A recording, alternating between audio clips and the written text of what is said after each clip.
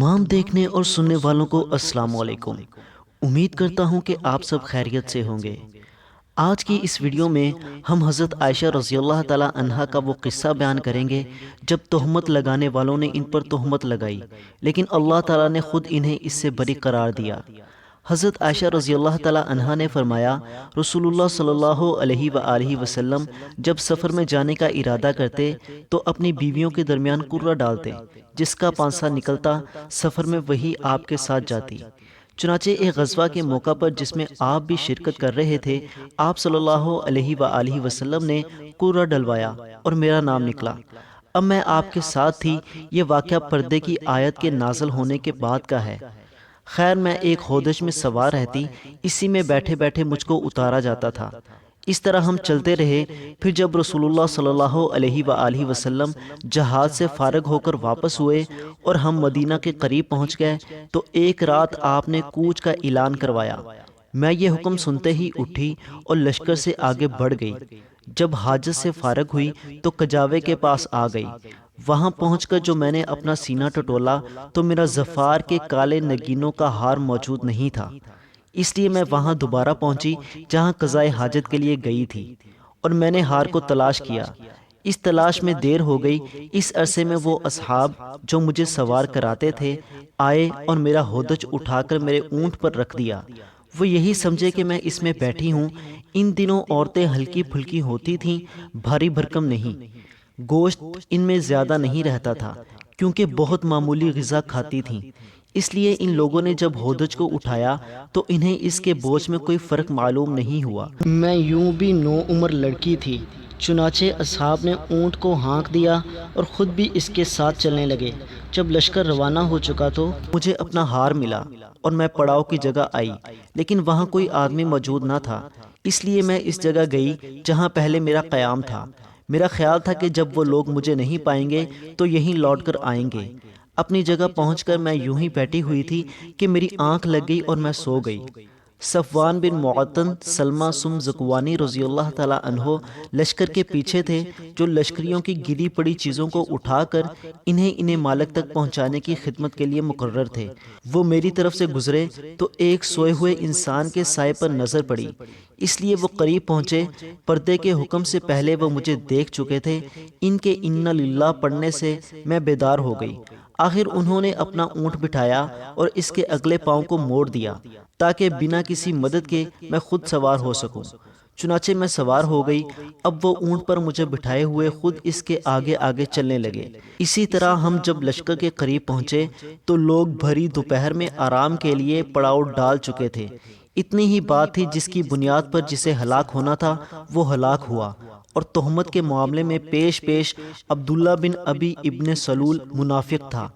پھر ہم مدینہ میں آ گئے اور میں ایک مہینہ تک بیمار رہی۔ تہمت لگانے والوں کی باتوں کا خوب چرچا ہو رہا تھا۔ اپنی اس بیماری کے دوران مجھے اس سے بھی بڑا شبہ ہوتا تھا کہ ان دنوں رسول اللہ صلی اللہ علیہ وآلہ وسلم کا وہ لطف و کرم بھی نہیں دیکھتی تھی جن کا مشاہدہ میں اپنی پچھلی بیماری میں کر چکی تھی۔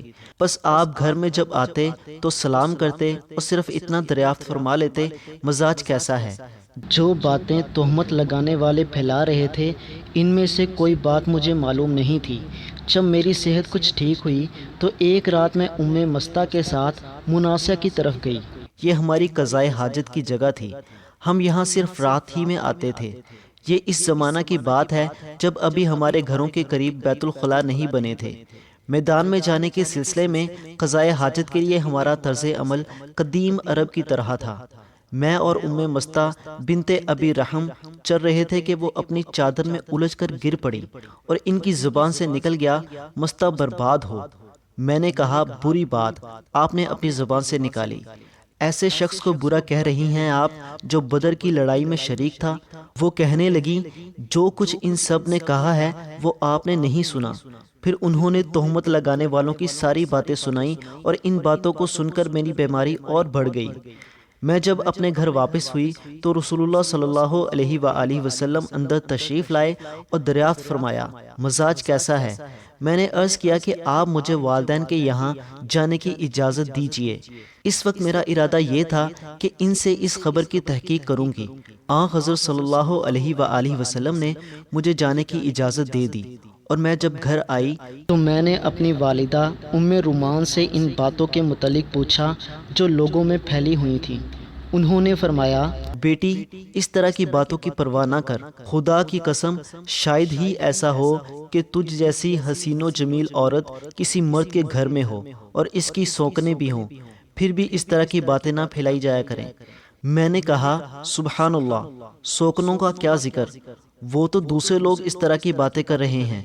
انہوں نے بیان کیا کہ وہ رات میں نے وہیں گزاری، صبح تک میرے آنسو نہیں تھمتے تھے اور نہ نیند آئی۔ صبح ہوئی تو رسول اللہ صلی اللہ علیہ وآلہ وسلم نے اپنی بیوی کو جدا کرنے کے سلسلے میں مشورہ کرنے کے لیے علی ابن ابی طالب اور اسامہ بن زید رضی اللہ تعالی عنہ کو بلوایا، کیونکہ وہی اس سلسلے میں اب تک نہیں آئی تھی۔ اسامہ رضی اللہ تعالی عنہ کو آپ کی بیویوں سے آپ کی محبت کا علم تھا، اس لیے اسی کے مطابق مشورہ دیا اور کہا، آپ کی بیوی یلم واللہ ہم ان کے متعلق خیر کے سوا اور کچھ نہیں جانتے۔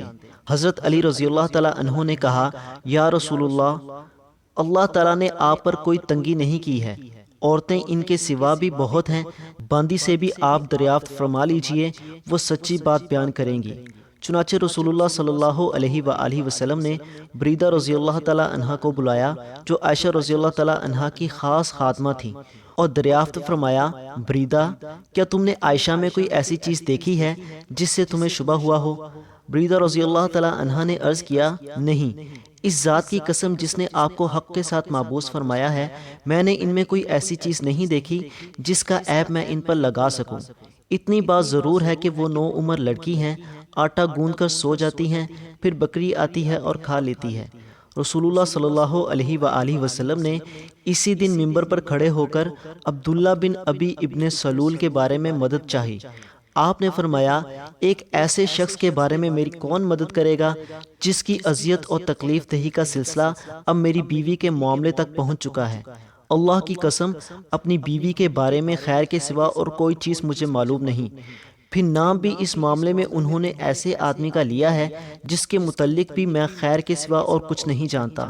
خود میرے گھر میں جب بھی وہ آئے ہیں تو میرے ساتھ ہی آئے ہیں۔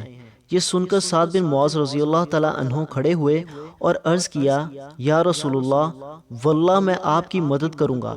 اگر وہ شخص جس کے متعلق تہمت لگانے کا آپ نے اشارہ فرمایا ہے اوس قبیلہ سے ہوگا تو ہم اس کی گردن مار دیں گے، کیونکہ سعد رضی اللہ تعالیٰ عنہ خود قبیلہ اوس کے سردار تھے، اور اگر وہ خزرج کا آدمی ہوا تو آپ ہمیں حکم دیں، جو بھی آپ کا حکم ہوگا ہم تعمیل کریں گے۔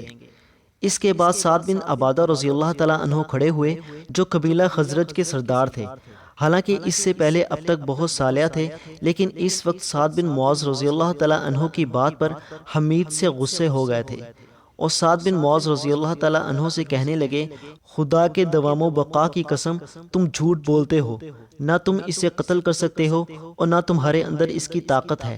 پھر اسید بن حضیر رضی اللہ تعالیٰ عنہ کھڑے ہوئے، سعد رضی اللہ تعالیٰ عنہ کے چچا زاد بھائی، اور کہا، خدا کی قسم ہم اسے قتل کر دیں گے۔ اگر رسول اللہ صلی اللہ علیہ وآلہ وسلم کا حکم ہوا، کوئی شبہ نہیں رہ جاتا کہ تم بھی منافق ہو، کیونکہ منافقوں کی طرفداری کر رہے ہو۔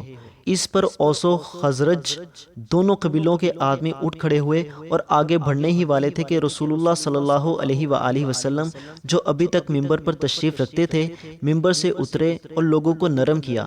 اب سب لوگ خاموش ہو گئے اور آپ بھی خاموش ہو گئے۔ میں اس دن بھی روتی رہی، نہ میرے آنسو تھمتے تھے اور نہ نیند آتی تھی۔ پھر میرے پاس میرے ماں باپ آئے، میں 2 راتوں اور 1 دن سے برابر روتی رہی تھی۔ ایسا معلوم ہوتا تھا کہ روتے روتے میرے دل کے ٹکڑے ہو جائیں گے۔ انہوں نے بیان کیا کہ ماں باپ میرے پاس بیٹھے ہوئے تھے کہ ایک انصاری عورت نے اجازت چاہی اور میں نے انہیں اندر آنے کی اجازت دے دی۔ وہ بھی میرے ساتھ بیٹھ کر رونے لگی۔ ہم سب اسی طرح تھے کہ رسول اللہ صلی اللہ علیہ وآلہ وسلم اندر تشریف لائے اور بیٹھ گئے۔ جس دن سے میرے متعلق وہ باتیں کہی جا رہی تھیں جو کبھی نہیں کہی گئی تھی، اس دن سے میرے پاس آپ نہیں بیٹھے تھے۔ آپ صلی اللہ علیہ وآلہ وسلم 1 مہینہ تک انتظار کرتے رہے، لیکن میرے معاملے میں کوئی وحی آپ پر نازل نہیں ہوئی تھی۔ عائشہ رضی اللہ تعالی عنہا نے بیان کیا کہ پھر آپ صلی اللہ علیہ وآلہ وسلم نے تشہد پڑھی اور فرمایا، عائشہ تمہارے متعلق مجھے یہ باتیں معلوم ہوئیں، اگر تم اس معاملے میں بری ہو تو اللہ تعالیٰ بھی تمہاری برات ظاہر کر دے گا، اور اگر تم نے گناہ کیا ہے تو اللہ تعالیٰ سے مغفرت چاہو اور اس کے حضور توبہ کرو کہ بندہ جب اپنے گناہ کا اقرار کر کے توبہ کرتا ہے تو اللہ تعالیٰ بھی اس کی توبہ قبول کرتا ہے۔ یوں ہی آپ صلی اللہ علیہ وآلہ وسلم نے اپنی گفتگو ختم کی، میرے آنسو اس طرح خشک ہو گئے کہ اب ایک قطرہ بھی محسوس نہیں ہوتا تھا۔ میں نے اپنے باپ سے کہا کہ آپ صلی اللہ علیہ وآلہ وسلم سے میرے متعلق کہیے، لیکن انہوں نے کہا، قسم اللہ کی مجھے نہیں معلوم کہ حضرت صلی اللہ علیہ وآلہ وسلم سے مجھے کیا کہنا چاہیے۔ میں نے اپنی ماں سے کہا کہ رسول اللہ صلی اللہ علیہ وآلہ وسلم نے جو کچھ فرمایا اس کے متعلق حضور صلی اللہ علیہ وآلہ وسلم سے آپ ہی کچھ کہیے۔ انہوں نے بھی یہی فرما دیا کہ قسم اللہ کی مجھے معلوم نہیں کہ مجھے رسول اللہ صلی اللہ علیہ وآلہ وسلم سے کیا کہنا چاہیے۔ انہوں نے بیان کیا کہ میں نوعمر لڑکی تھی، قرآن مجھے زیادہ یاد نہیں تھا۔ میں نے کہا، اللہ گواہ ہے مجھے معلوم ہوا ہے کہ آپ لوگوں نے بھی لوگوں کی افواہ سنی ہیں اور آپ لوگوں کے دلوں میں وہ بات بیٹھ گئی ہے جو اس کی تصدیق بھی آپ لوگ کر چکے ہیں۔ اس لیے اب اگر میں کہوں کہ میں اس بہتان سے بری ہوں اور اللہ خوب جانتا ہے کہ میں واقعی اس سے بری ہوں تو آپ لوگ میرے اس معاملے پر تصدیق نہیں کریں گے، لیکن اگر میں گناہ کو اپنے ذمے لے لوں حالانکہ اللہ تعالیٰ خود جانتا ہے کہ میں اس سے بری ہوں تو آپ لوگ میری بات کی تصدیق کر دیں گے۔ قسم اللہ کی میں اس وقت اپنی اور آپ لوگوں کی کوئی مثال یوسف علیہ السلام کے والد یعقوب علیہ السلام کے سوا نہیں پاتی کہ انہوں نے بھی فرمایا تھا، پس صبر جمیل، صبر ہی بہتر ہے، اور جو کچھ تم کہتے ہو اس معاملے میں میرا مددگار اللہ تعالیٰ ہے۔ اس کے بعد بستر پر میں نے اپنا رخ دوسری طرف کر لیا اور مجھے امید تھی کہ خود اللہ تعالیٰ میری برات کرے گا، لیکن میرا یہ خیال کبھی نہ تھا کہ میرے متعلق وحی نازل ہوگی۔ میری اپنی نظر میں حیثیت اس سے بھی بہت معمولی تھی کہ قرآن مجید میں میرے متعلق کوئی آیت نازل ہو۔